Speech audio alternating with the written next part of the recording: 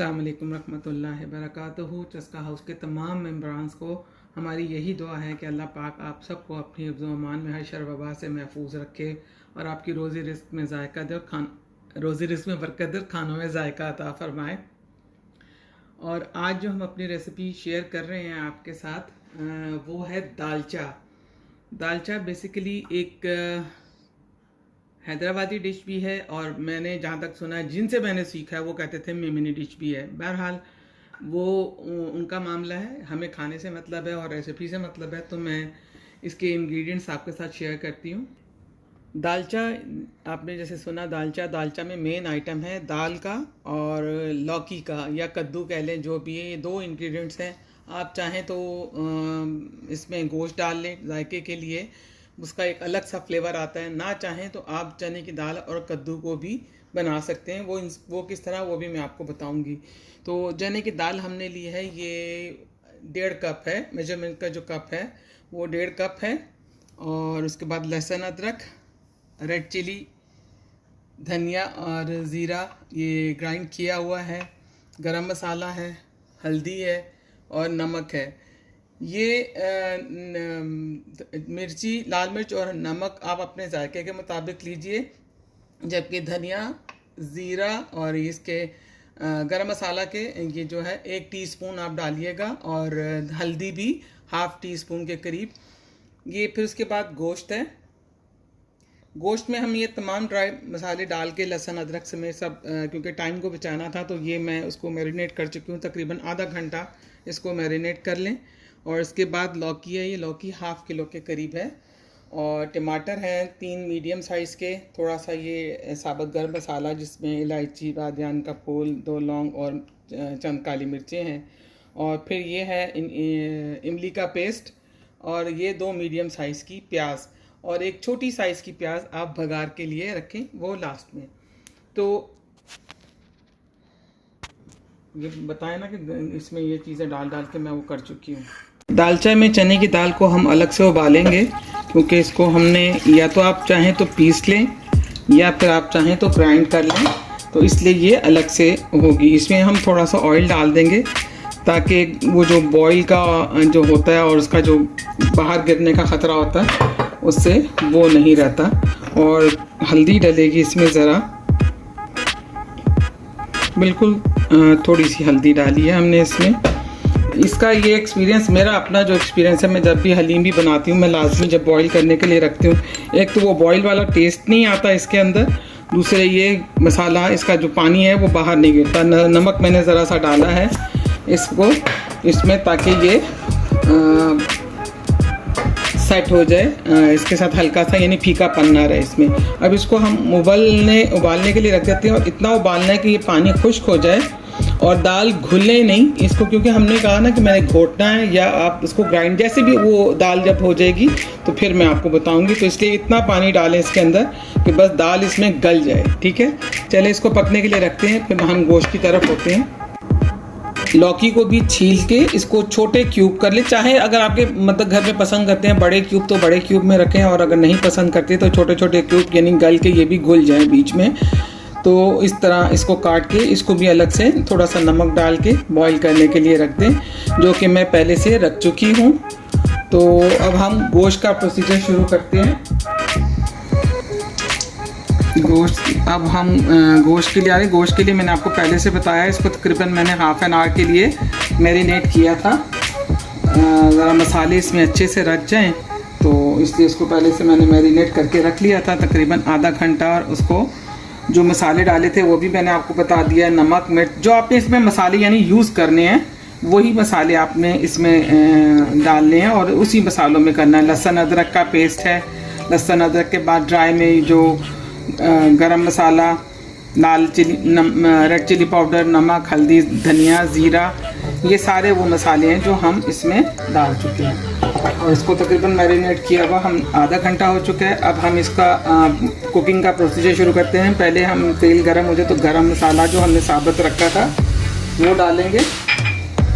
थोड़ा सा कड़कड़ा जाए तो फिर हम प्याज ब्राउन करेंगे। प्याज 2 मीडियम साइज़ के प्याज है।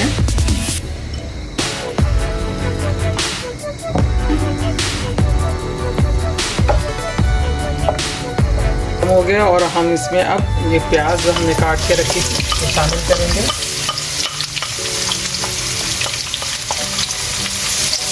इसको हल्का गोल्डन ब्राउन करेंगे।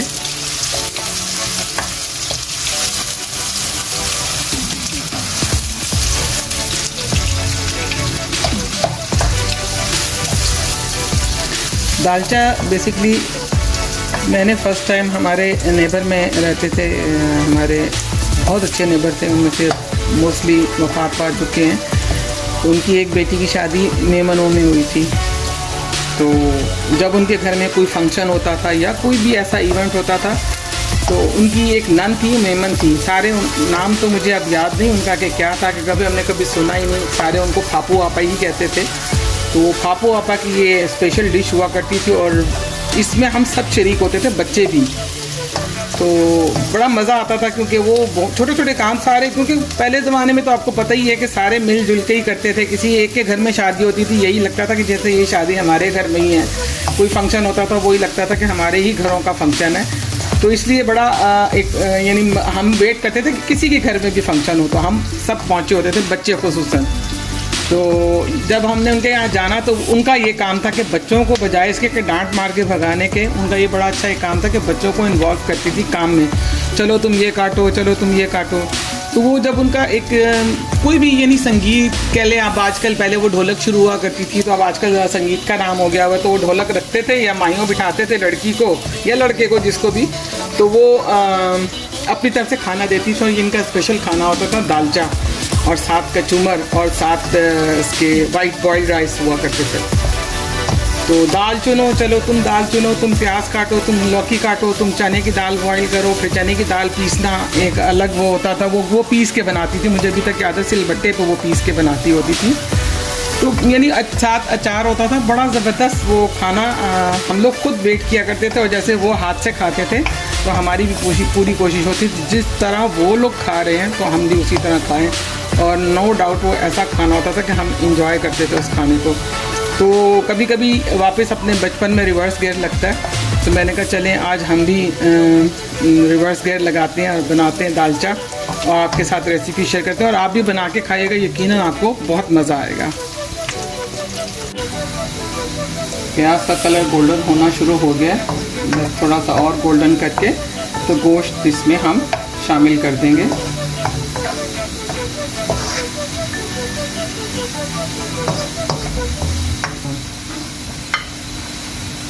गोश्त हम इसमें शामिल करेंगे।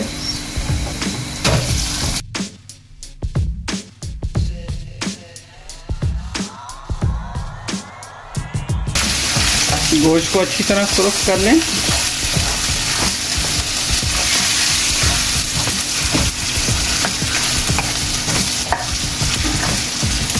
अच्छा, चाहें तो आप इसके अंदर से गोश्त स्किप कर सकते हैं, लेकिन अगर ट्राई करें गोश्त के साथ तो गोश्त को यानी इस हद तक हमने पकाना कि गल जाए बिल्कुल।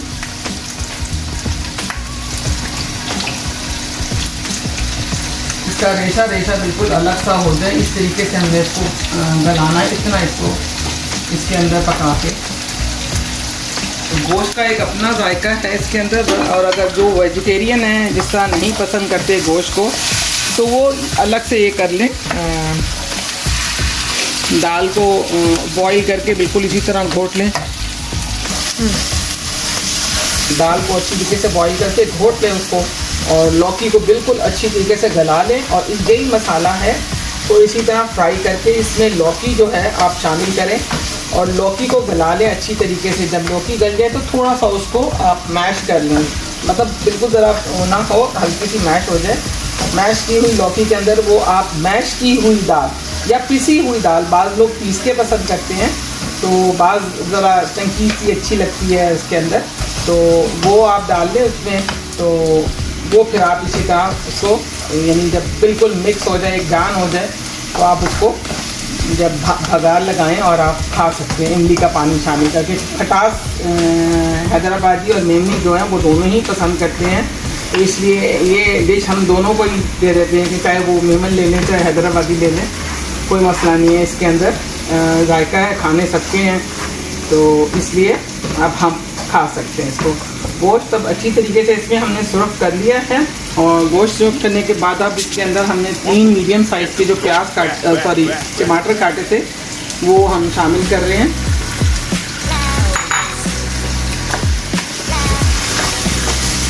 और अब हमने इसको इतना भूनना है कि ये टमाटर इसमें मिक्स हो जाए अच्छी तरीके से।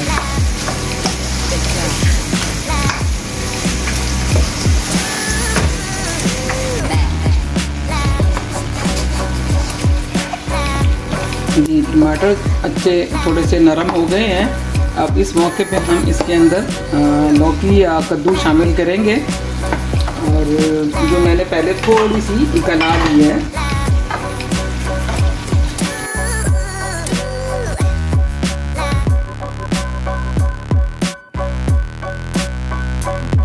लौकी मैंने इसमें इसके साथ इसलिए शामिल की है गलाने के बावजूद, ताकि वो फीकापन ना रहे और गोश्त का जायका लौकी के अंदर अच्छी तरह से आ जाए। तो अब इसको गोश्त को हमने पानी डाल दें और इतना पानी डालने के लिए अच्छी तरीके से गल जाए, यानी बहुत नरम बोटी हो जाए इसकी। एक तो गलना एक अलग चीज़ होती है और नरम बोटी जो होती है वो एक अलग चीज़ होती है कि बोटी इसकी यानी आपको रेशा रेशा फील हो इसके अंदर। तो इसको इतना हमने गलाना है इसके अंदर, और जब ये गल जाएगा इंशाअल्लाह तो फिर हम इसमें दाल शामिल करेंगे। तो जब तक ये पक रहा है गलने तक हम मिलते हैं थोड़ी ब्रेक के बाद।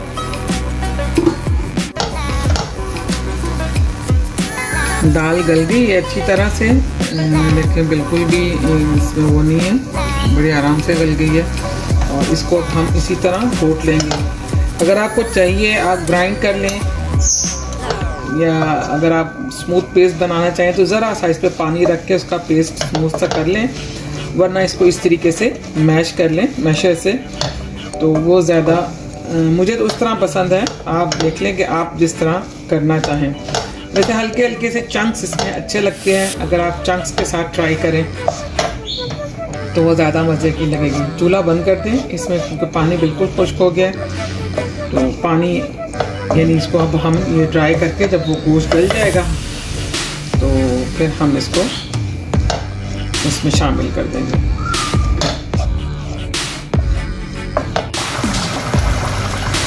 तो हमारा गोश्त, हमारा नहीं दालचा के गोश्त अच्छी तरह गल चुका है।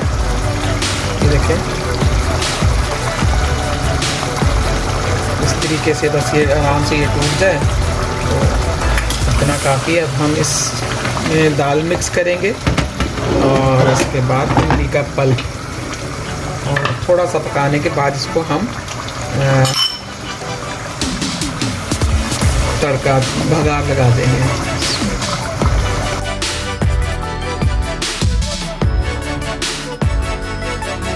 अब इसमें हम इमली का पल्प शामिल करेंगे।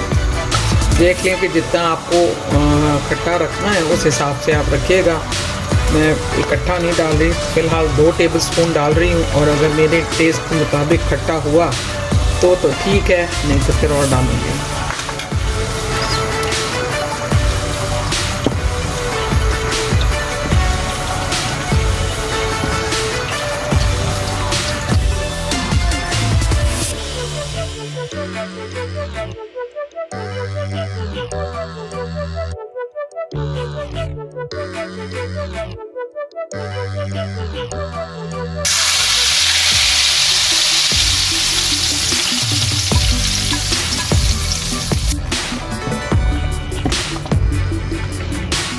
जी अब हमारी दालचा हमारा ऑलमोस्ट डन है। इस मौके पे इसके बाद इसमें गार्निशिंग के लिए पुदीना जो है मैं सजेस्ट करूँगा, हरा धनिया। अगर आपके पास पुदीना अवेलेबल नहीं है तो आप वो डाल दें, लेकिन हरे धनिया से ज़्यादा पुदीना इफ़ेक्टिव है कि इसमें खुशबू भी है और वो पुदीना ज़रा हाजिम तो है ही है, इसलिए तो मैं पुदीना प्रेफर करूँगी कि आप इसमें पुदीना ज़रूर डालें। पुदीना डाल दें, जितना ज़्यादा डालेंगे उसकी खुशबू इतनी अच्छी आती है और बहुत ही फ़ायदेमंद चीज़ है। और बस अच्छी तरह मिक्स करके तो आप इसको बंद कर सकते हैं। और थिकनेस के लिए आपका जो मतलब जितना आपको थिक रखना है तो आप उस हिसाब से इसको रखें। अगर आपको इससे ज़्यादा पतलापन चाहिए तो आप पानी डालें, लेकिन पानी जब आप डालें इसमें लाजमी पका हुआ पानी यानी उबला हुआ पानी हो, सॉरी गर्म पानी हो, जिस वक्त आप इसमें शामिल कर रहे हैं तो वो गर्म पानी हो। तो ये यकीनन आपको हमारी रेसिपी अच्छी लगी होगी, बल्कि हमारी क्या कहते पापू आपा की, और आप खाएंगे तो यकीनन पापू आपा को हमारे साथ दुआ देंगे। चलिए जी, दुआओं में याद रखें, मिलते हैं प्रेजेंटेशन के वक्त।